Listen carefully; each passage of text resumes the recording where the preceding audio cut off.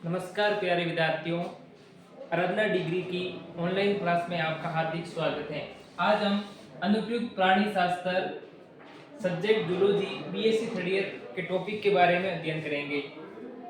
BSc third year के JNU पाठ्यक्रम में अनुप्रयुक्त प्राणी शास्त्र यह बीएससी थर्ड ईयर जूलॉजी का तीसरा पेपर है। अनुप्रयुक्त प्राणी शास्त्र पहला पेपर है ह्यूमन फिजियोलॉजी यानी प्राणी के जो कार्य की विभिन्न प्रकार के तंत्रों का अध्ययन करना उसमें आता है।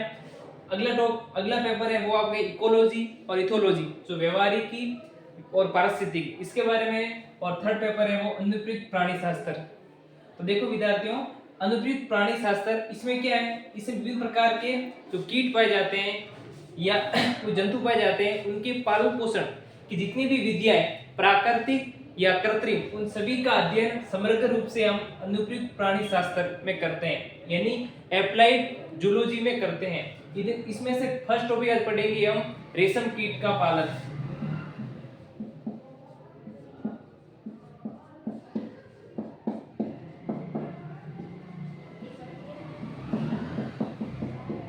अनुप्रयुक्त प्राणी शास्त्र का आज हम पहला टॉपिक पढ़ेंगे रेशम कीट का पालन, जिसको बोलते हैं हम सेरीकल्चर।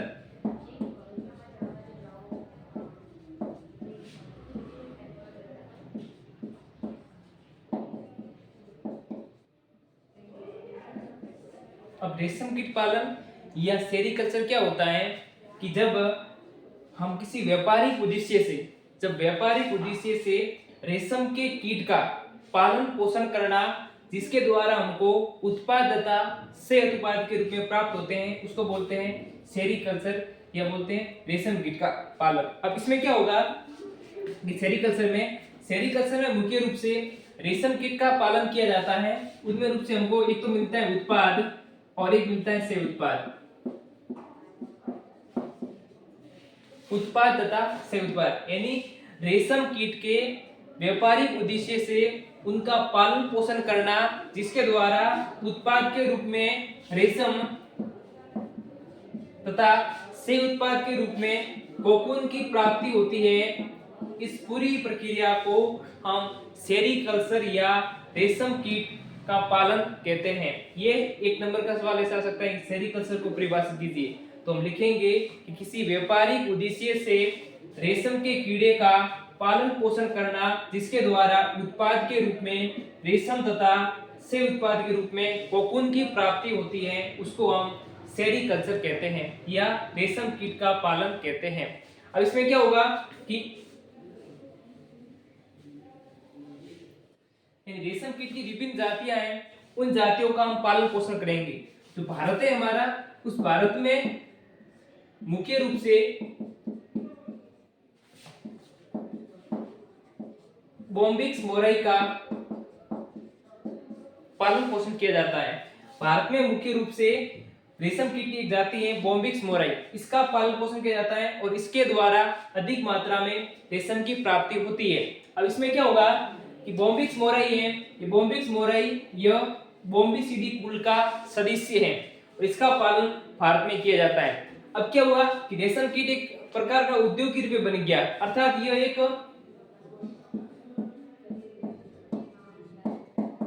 कुटीर उद्योग के रूप में इसका प्रयोग करने लगा और रेशम का एक बहुत बड़ी मात्रा में प्राप्ति के लिए एक उद्योग के रूप में यानी कुटीर उद्योग के रूप में इसका प्राप्ति के लिए रेशम कीड़े का पालन किया जाता है। अब इसमें क्या होता है कि इसे रेशम के अलग अलग पेड़ों से अलग अलग प्रकार का रेशम कीट पालन किया जाता है। जैसे अभी पढ़ रहे थे हम, भारत में बॉम्बिक्स मोराई का मुख्य रूप से पालन किया जाता है। तो ये बॉम्बिक्स मोराई ये शहतूत का रेशम कीट होता है। कुछ ऐसे रेशम कीट होता है जैसे एरी रेशम कीटे, टसर रेशम कीटे, मूंगा रेशम कीटे, इनका पालन पोषण भी अलग अलग पादपों के रूप में किया जाता है। अब क्या होगा कि जो राजस्थान में मुख्य रूप से रेशम कीट का पालन बीकानेर जिले में किया जाता है। बीकानेर जिले में किया जाता है राजस्थान में। और बीकानेर जिले में क्या होता है, जो अरंडी के पादप हैं, अरंडी पादप की पत्तियों पर रेशम कीट का पालन राजस्थान के बीकानेर जिले में किया जाता है। अब अगला टॉपिक पढ़ेंगे हम रेशम कीट की प्रजातियां।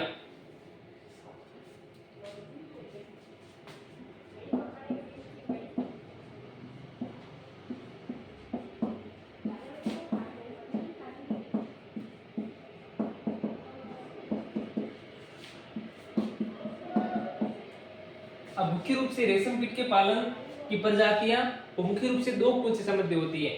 पहला कुल है इसमें बोम्बिसीडी,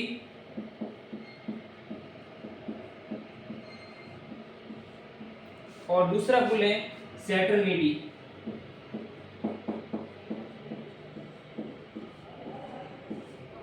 भारत में मुख्य रूप से बोम्बिसीडी कुल का एक सदस्य है जिसका नाम है बोम्बिक्स मोराई। बोम्बिक्स मोराई का पालन सेरिकल्चर में किया जाता है। अब क्या होगा, हम वापस को स्टेप बाय स्टेप पढ़ेंगे। बोम्बिसीडी कुल में कौन सी जाती है, सैटर्निडी कुल में कौन सी जाती है।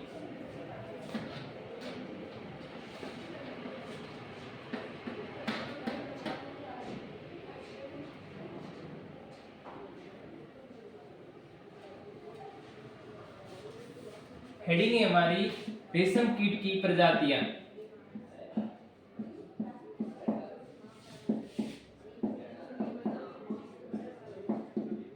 उसमें पहला कुल है बोम्बिसीडी।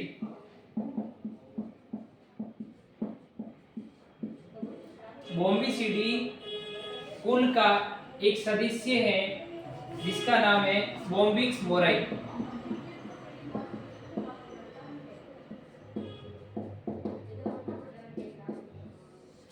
भारत में रेशम प्राप्ति के लिए बोम्बिसीडी कुल का सदस्य बोम्बिक्स मोराई जाति का पालन किया जाता है। ये बोम्बिसीडी कुल, इसकी जो मातृभूमि है मुख्य रूप से पश्चिम इसकी मातृभूमि, लेकिन ये भारत में विभिन्न प्रकार जैसे कर्नाटक है, बेंगलोर है, वहां पर मुख्य रूप से इसका पालन किया जाता है। अब ये बोम्बिक्स मोराई है, ये मुख्य रूप से शहतूत का रेशम कीट है। ये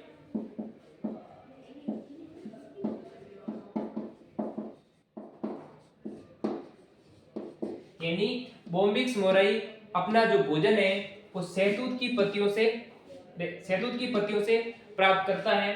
और बोम्बिक्स मोराई का पालन पोषण भी शहतूत के वृक्ष पर किया जाता है। और इससे प्राप्त होने वाला जो रेशम है वो होता है हल्के सफेद भूरे रंग की संरचना होती है। ये है बोम्बिसीडी कुल की जाति बोम्बिक्स मोराई। अगला हम पढ़ेंगे सैटर्निडी कुल।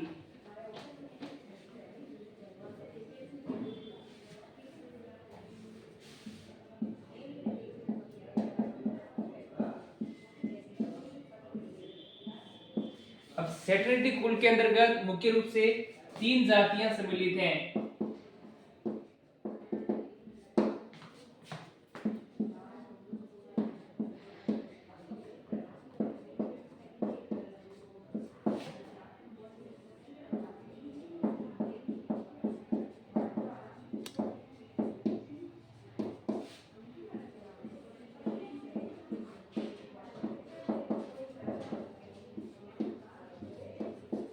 यानी सैटर्निडी कुल में मुख्य रूप से 3 जाति सम्मिलित हैं: टसर रेशम कीट, मूंगा रेशम कीट और एरी रेशम कीट। ये क्या होता है कि टसर रेशम कीट है, इसको बोलते हैं हम एंथेरिया पेपिया।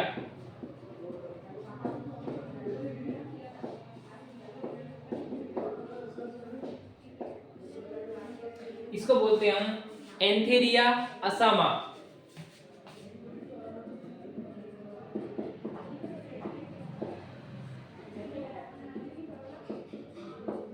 और इसको बोलते हैं हम फ्लोसीमिया रेसिनी।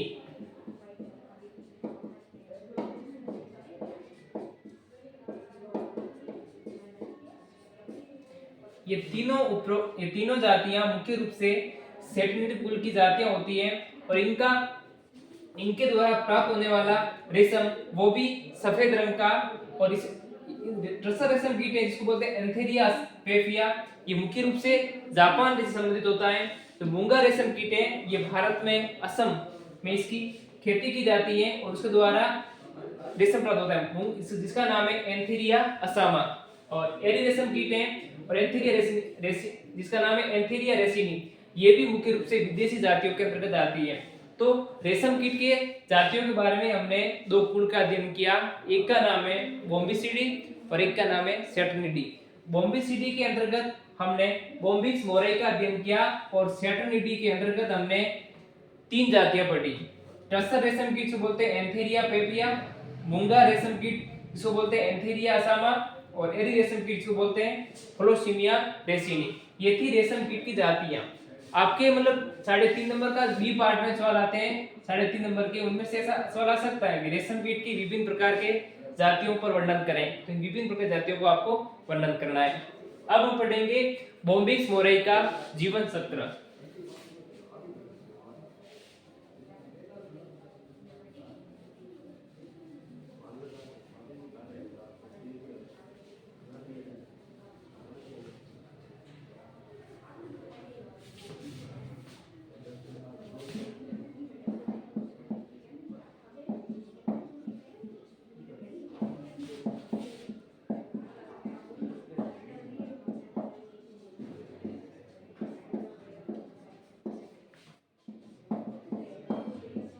देखो, बॉम्बिक्स मोराई ये मुख्य रूप से एक लिंगी कीट है।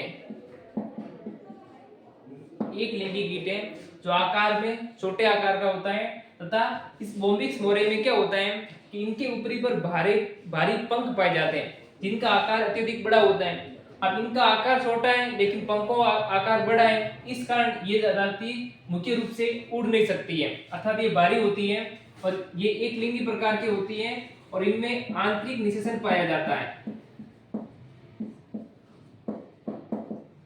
आंतरिक निषेचन पाया जाता है। इस बॉम्बिक्स मोराई की जीवन चक्र की प्रथम अवस्था आती है निषेचन। अब क्या होगा कि बॉम्बिक्स मोराई में आंतरिक निषेचन पाया जाता है। इसमें नर तथा मादा बॉम्बिक्स मोराई आपस में मैथुन की प्रक्रिया के द्वारा अंडे का निर्माण करते हैं और ये प्रक्रिया इनमें 2 से 3 घंटे तक चलती है। यदि नर बॉम्बिक्स मोराई यदि अलग नहीं हो पाता है तो उसके अंत में मृत्यु हो जाती है और निषेचन प्रक्रिया के बाद में अंडे का निर्माण होगा। अंडे का निर्माण होगा। अब एक बॉम्बिक्स मोराई कितने अंडे देगी, ये मुख्य रूप से उनके आसपास पाए जाने वाले मौसम परिस्थिति पर निर्भर करती है। यानी मुख्य रूप से एक बॉम्बिक्स मोराई अंडों की संख्या होती है 450 से 500 तक एक बॉम्बिक्स मोराई अंडे देते हैं। अब क्या होगा आगे इसमें,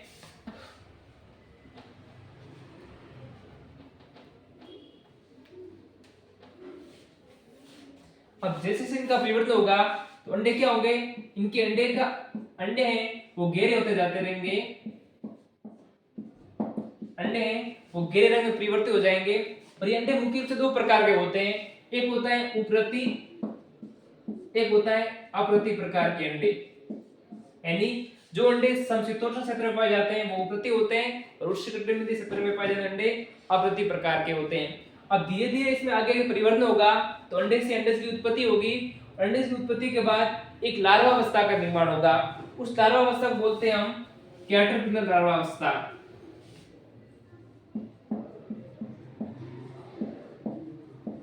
कैटरपिलर लार्वा अवस्था इसकी प्रथम लार्वा अवस्था होती है। इस अवस्था में क्या होगी, इस लार्वा की मुख्य रूप से विशेषता होती है। कैटरपिलर लार्वा की एक मुख्य विशेषता होती है, जो कैटरपिलर लार्वा अवस्था होता है ये अति भोजी प्रकार का होता है।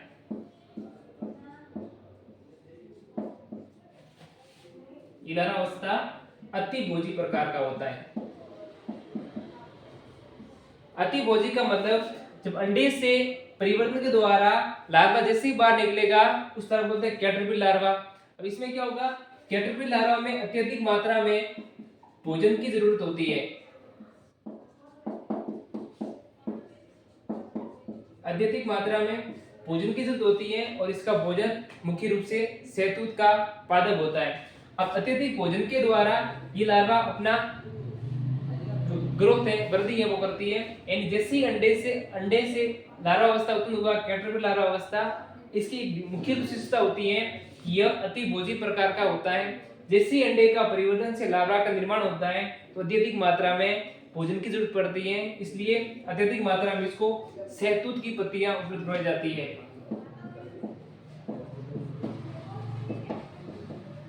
शहतूत की पत्तियां उपलब्ध करवाई जाती है। अब क्या होगा इसमें आगे और इसका परिवर्तन होता जाएगा और इसमें क्या होगा, अंत में इस कैटरपिलर लार्वा अवस्था की जो लार ग्रंथियां हैं, उस लार ग्रंथियों के द्वारा कोकून का निर्माण होगा और एक धागे से संरचना बनेगी। जैसे ही धागा बना है, ये धागा जैसे ही किसी हवा के संपर्क में आ जाएगा तो एक पूर्ण रूप से धागा बन जाएगा। अब जैसे लार ग्रंथि तो कोकून बना, कोकून बनने के बाद क्या करता है, ये लार्वा अवस्था भोजन करना बंद कर देता है। भोजन करना बंद करने से अगली अवस्था है, उसको बोलते हैं प्यूपा। प्यूपा। अब प्यूपा लार्वा अवस्था का निर्माण हुआ। प्यूपा लार्वा अवस्था का निर्माण हमेशा कोकून के अंदर होता है और प्यूपा लार्वा अवस्था के बाहर की ओर तो कोकून बनता है और अंदर प्यूपा बनता है। ये पूरी प्रक्रिया क्राइसिलेस कहलाती है। ये पूरी प्रक्रिया